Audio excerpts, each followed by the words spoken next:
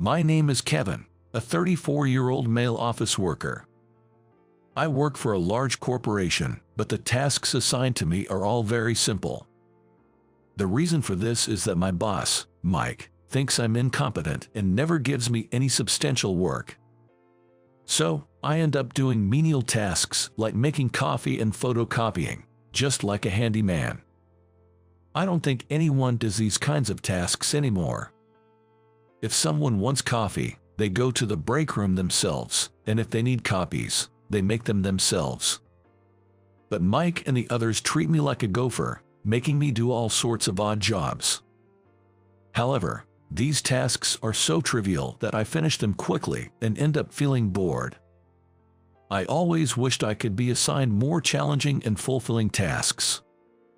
I pride myself on being diligent, but I'm not assertive, so I never stand up to Mike or the others. This has been the case since childhood.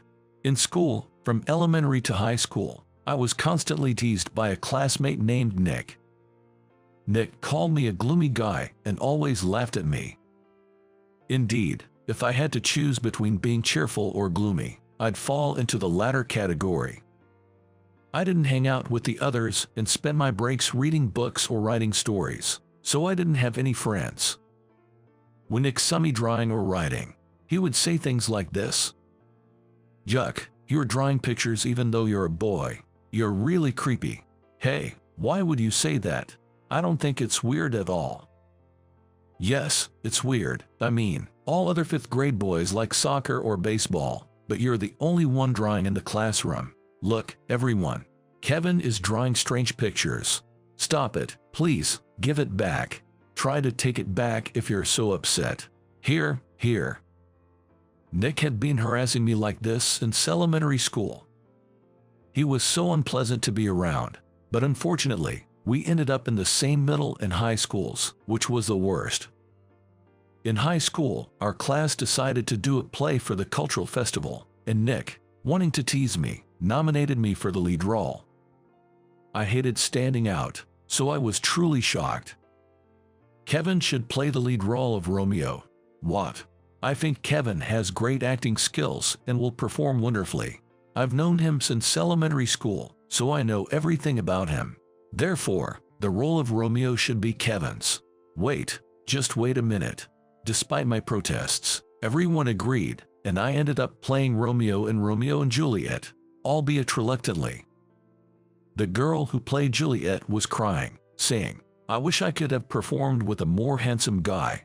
That was a shock to me, too. I knew I wasn't particularly good looking. I felt sorry for my parents, but I thought my facial attractiveness was below average. Although the girl seemed displeased, the play was a success, and we received a round of applause. But I hated being the center of attention and really wanted to disappear. While everyone else went to a barbecue restaurant to celebrate, I curled up in bed at home. Because of these experiences, I'm still very timid. I can speak up to those in higher positions, so I thought I would continue doing an interesting work. One day, a woman came to our headquarters from a regional office. Her name was Elizabeth, and she was going to be my new boss. She was about 5'3", but she looks a bit taller because of her high heels. Additionally, she's a beauty with a well-defined nose and fair skin. I wondered what I'd do if my direct boss turned out to be a tough character. But Elizabeth wasn't harsh at all and treated me kindly. "Kevin, could you help me with this document preparation?" "Me? Do the document preparation?" "Yes, I was going to ask someone else, but everyone is busy and refused. It's not that you seemed free. Please don't take it the wrong way." "No, I'll do it. Please use me if you think I can be of help." "Great, then I'm counting on you." Elizabeth gave me a task. I was thrilled to finally have a meaningful job after such a long time. Having only done mundane tasks until now, I devoted myself fully to document preparation. Thanks to my efforts, I managed to create a document that was easy to understand and neatly organized. "Elizabeth, I've finished this. Is it okay like this?" "Oh, thank you, it looks great." It's nice and easy to understand when it's organized so cleanly. Kevin, you're good at preparing documents, aren't you? Well, yeah, I do like doing this kind of work. I'll ask for your help again then. Yes, of course. I felt elated all day because Elizabeth praised my document preparation. But my mood was dampened when Mike called me in and assigned me yet another tedious task. It was to bind printed data into files in the document room. I wondered why he couldn't do such a simple task himself.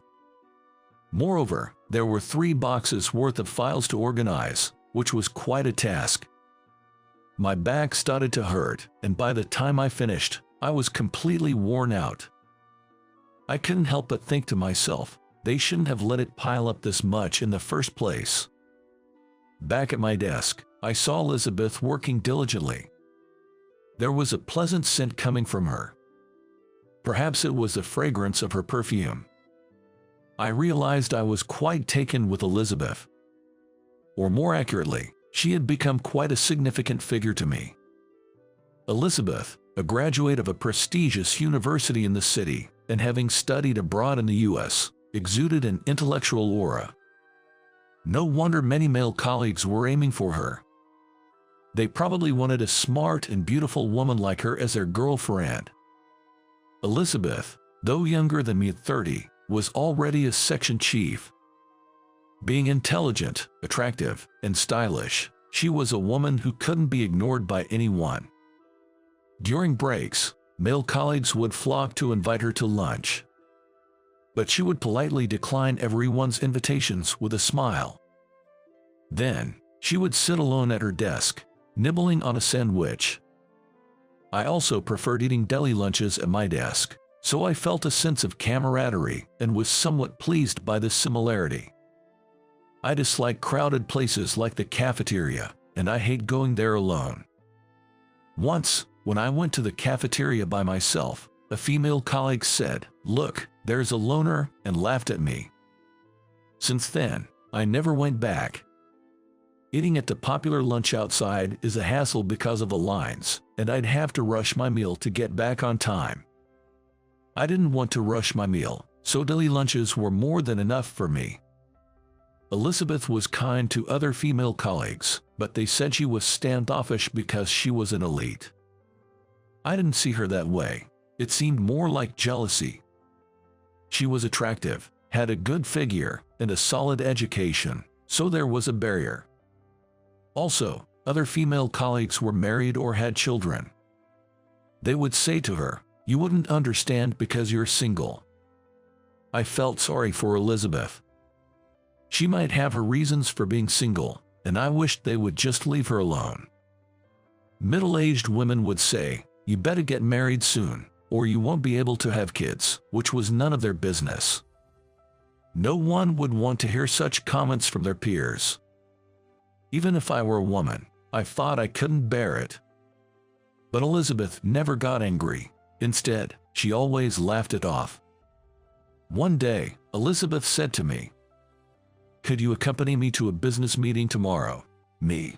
"Yes, I want you to learn. We're planning to collaborate with company A to create food products for patients with a certain disease." Wow, really?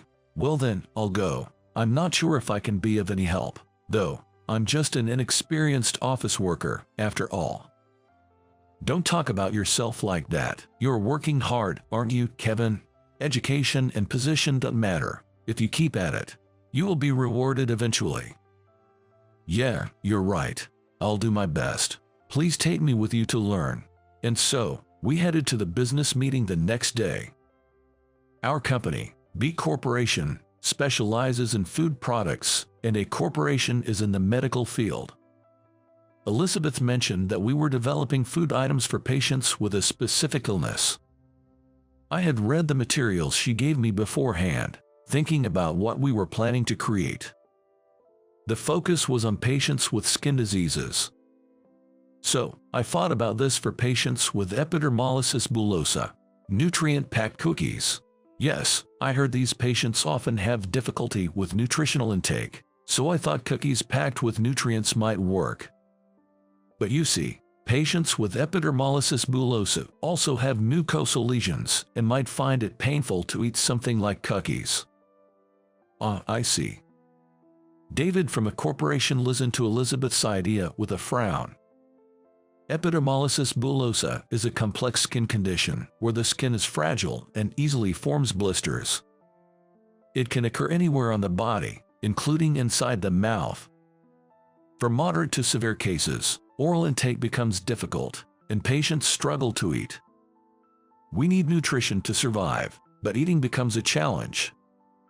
However, David was concerned that nutrient-packed cookies might be too hard and hurt the mouth.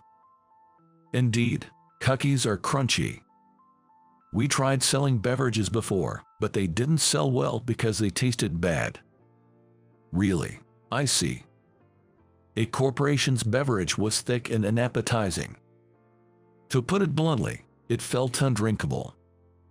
The beverage was drinkable, but its thick, unpleasant texture and taste made people feel sick, especially children.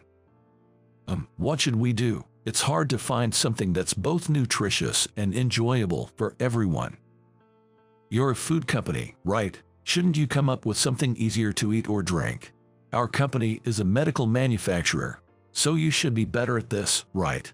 Yes, well, I had gathered opinions, and cookies seemed like a reasonable choice. Really? This is not going anywhere. We asked for your help because we're in trouble. This won't help the patients. I'm sorry, let me think about it again. But we have a tasting session for the patients next month. We can't wait any longer. Well, Elizabeth was in a tight spot. That's when I made a suggestion. How about chocolate or marshmallows? What? Think of chocolate that melts in the mouth, not the hard, crunchy kind. Maybe something with a texture like ganache. And marshmallows are soft and melt in the mouth, too. Plus, they can be nutrient-richer, even kids would enjoy it. And that sounds better than these prototype cookies. Yes, it's a good idea to market it as a snack that is easy to eat while still providing nutrition, rather than just as a dietary supplement. There are various types of this disease, and some types particularly affect the mouth and esophagus, causing blisters and erosions. So, we should highlight the melting texture. As for your company's beverage, it's a bit difficult to say, but it was quite thick and reminded me of barium. Exactly, I thought it resembled barium. It also reminded me of the nutritional drink my father had to consume when he was hospitalized with cancer. Unfortunately, the combination of ingredients made it taste bad. I thought about pudding or jelly, but they don't have a long shelf life. So, I thought melt-in-your-mouth candy would be better. What do you think, David? Yes, that makes sense. Pudding is easy to eat but has a short shelf life, and we want to produce a large quantity. Then let's go with chocolate and marshmallows. It's winter, so it'll be perfect for Valentine's Day. Oh, that's true. Please do that. Could you email us the details, Kevin? Yes, I'll send you a quote right away. Once I confirm it with my supervisor, I'll get back to you. Elizabeth looked at me intently. Her eyes were wide, probably wondering why someone like me, who she considered an inexperienced worker, would make such a suggestion. On the way back to the office, I explained to her that there are 4 main types of epidermolysis bullosa and the various treatment methods. Elizabeth nodded, taking notes and asking me questions. Kevin, you're really talented, aren't you? You said you were just an incompetent employee, but I don't see you that way. Perhaps you are someone with incredible knowledge. Ahaha, no way, that's not true at all. Come on. You must be a real elite, right? You probably attended a more prestigious university than I did and have lots of qualifications, right? Kevin, who are you really? Please, tell me honestly. Elizabeth's eyes were serious. Realizing it was futile to hide it any longer, I decided to reveal my background. I'm a college graduate. At least, that's true. Really? I thought so, but may I ask which university?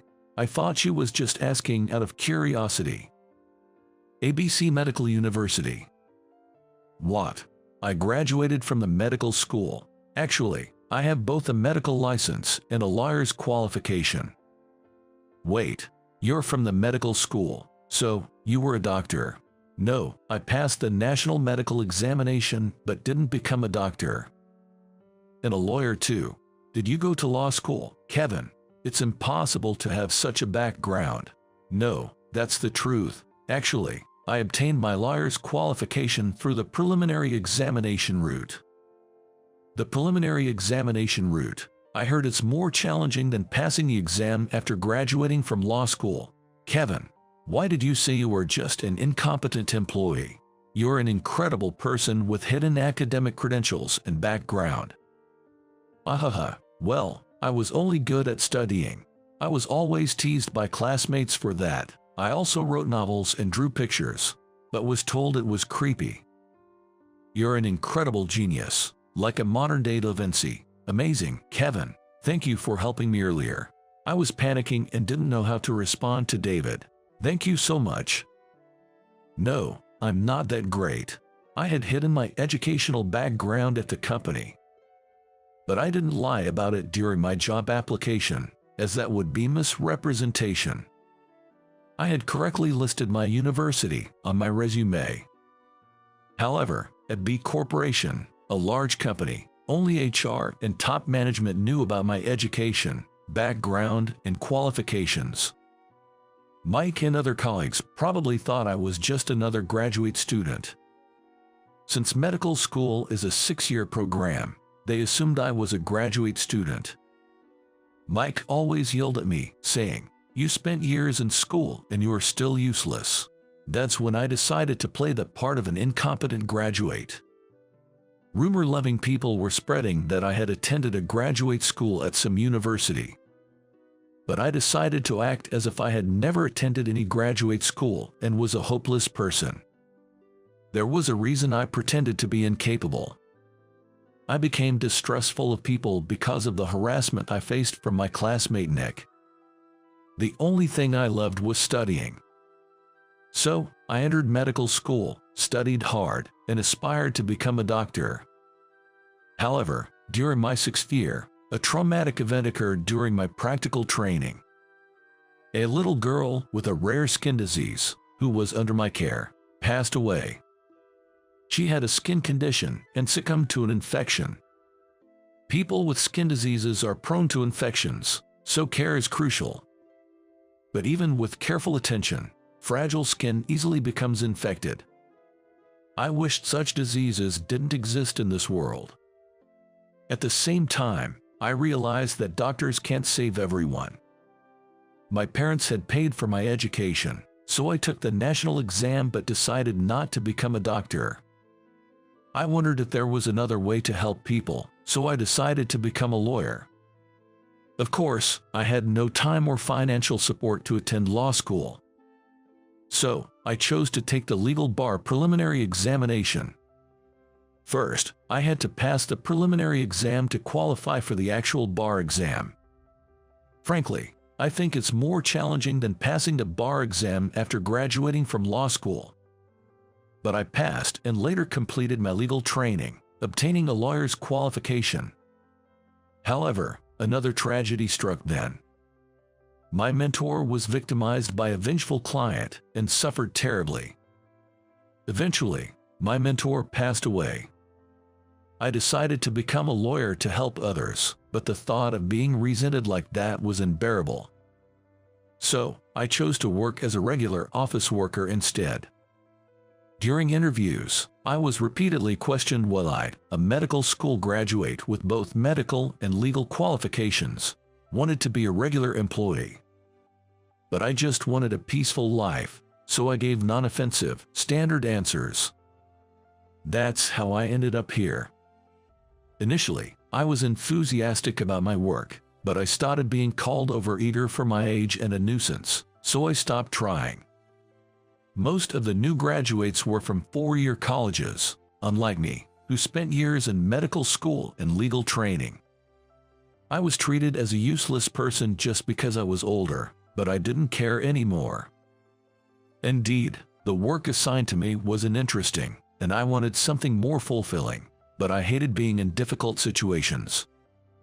I just didn't want to take on any responsibility. But this time was different. Elizabeth was in trouble, and I wanted to help her. Since she had recently been paying attention to me, I just thought about what I could do for her. When I shared my past with Elizabeth, she had tears in her eyes. I felt a bit happy realizing she was crying for me. Kevin, you're a very kind person. Perhaps you were too kind, which made it hard for you to become a doctor or a lawyer. But I think that's nothing to be ashamed of.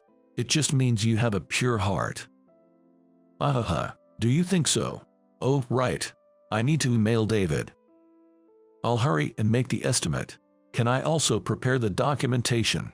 I think I can do it in about an hour. Really? In just 1 hour? You're truly amazing. I'm so surprised. It's not that big of a deal. All right, I'll leave it to you. I prepared the documents and the estimate and attached them to an email. When I sent it to David, his boss called early the next morning. His boss liked my idea and wanted to place an order. A corporation sells medical devices and supplies, but also nutritional supplements. They sell supplements and similar products. They were planning a joint development project, combining their supplement powder with our company's confectionery ingredients. Our chocolates and marshmallows were inexpensive but popular for their delicious taste. I asked the development department to adjust the texture to create melt-in-the-mouth chocolate and marshmallows. We had to ensure that the addition of a corporation's supplement powder didn't ruin the taste or texture. They planned to sell it as a private brand in a group's pharmacies, among other places. I hoped not only people with skin diseases but also those who wanted to easily consume nutrients-rich sweets would find these products appealing. Once we received the order from a corporation, we worked at a rapid pace to develop the product. We created smooth-textured chocolates and marshmallows that melted softly in the mouth. When David tried them, he was full of praise. This is incredible. I didn't expect such smoothness from chocolate. It's not as soft as ganache but melts the moment it's in the mouth. Yes, we made it so it wouldn't melt easily in your hand, yet melts delightfully in your mouth. Let me try the marshmallow. Wow, it melts too. It's like meringue dissolving. Jess, we worked on making it fluffy and melting. What do you think? It's great. It doesn't taste like a typical nutritional supplement, and I think people with illnesses, even kids, will happily eat it. It's bound to be popular. That's great to hear. Thank you. Can you take a large order for next month? Jess, we'll do our best. We did it, thanks to you, Kevin. It's not just me. It was possible because of the development team, and your suggestions were very helpful, Elizabeth. No, my suggestions weren't that significant. No, they were very helpful. Since the successful launch of our new chocolate and marshmallow products, we have been extremely busy. Orders started pouring in, and we received inquiries from many clients besides pharmacies. With so many orders, we definitely need to increase our production capacity. Yes, but we also need to find more suppliers for our materials, and we need to expand our production lines. I wonder if there's a suitable location. We all started looking for a factory. Ultimately, it was thanks to a corporation's assistance that we found a large one. They had greatly benefited from our partnership, so they introduced us to a factory they knew as a gesture of gratitude. Once production began in the factory, we were able to achieve significant sales. Our products were well received not only by patients but also by the general public, who purchased them in large numbers. Of course, a corporation's tasting event was a huge success, and we were thanked for it. I had never been thanked like this before, so it made me very happy. We did it. This quarter's profits are likely to soar, thanks to you, Kevin. I really appreciate it. Yes, it's all thanks to everyone's efforts, and thank you too, Elizabeth. No, I didn't do anything worth being thanked for. Jess, you did a lot. How about we go out for drinks to celebrate? Both a corporation and our president Aaron are delighted with the event's success. with me. Is that a problem? No, no, I'll come. I'd never been out for drinks alone with a woman, so my heart was pounding. Elizabeth took me to a stylish bar, and I entered, feeling nervous. It was a bit dark, like a grown-up's hideaway. I'd never been to such a fancy place and wondered how to handle the bill. Elizabeth seemed to be a strong drinker, ordering several rounds. I was slightly tipsy by my second drink, my heart racing. I had never imagined enjoying drinks like this with such a wonderful person, almost like a date. I realized I was deeply in love with her and impulsively confessed. It was my first confession ever. Elizabeth, I like you. Sorry for saying this so suddenly. I honestly expressed my feelings to her. It was a heart-thumping moment, my first ever confession. She looked surprised at first but then smiled warmly. Really, that's great. I like you too, Kevin.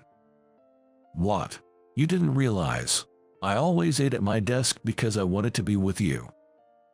I thought you had some reason for not going to the cafeteria.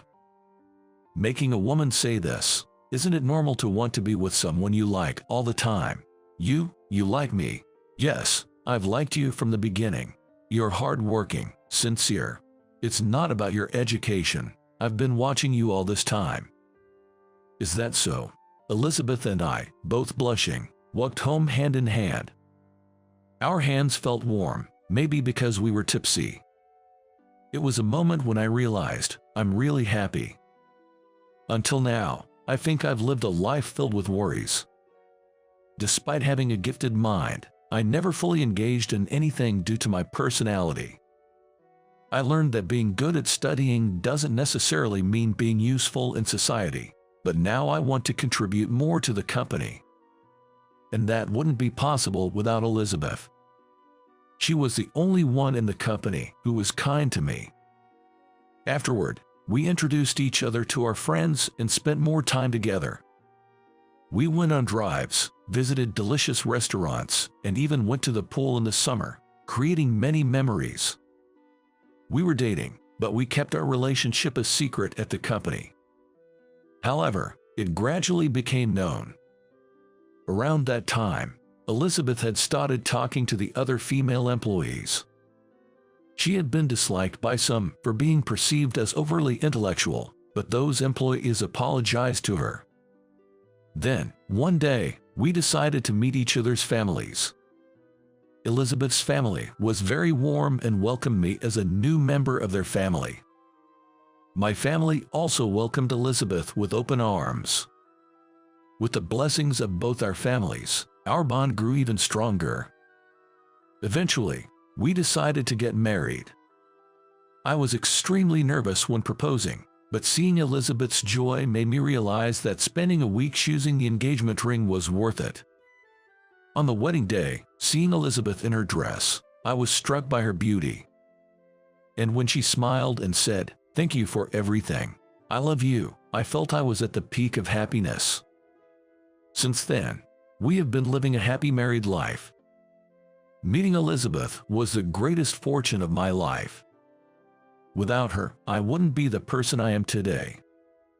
We vowed to support and encourage each other and face life's challenges together. Our days are filled with happiness. From now on, I will do everything in my power for my wife. Wife. Wife. Wife.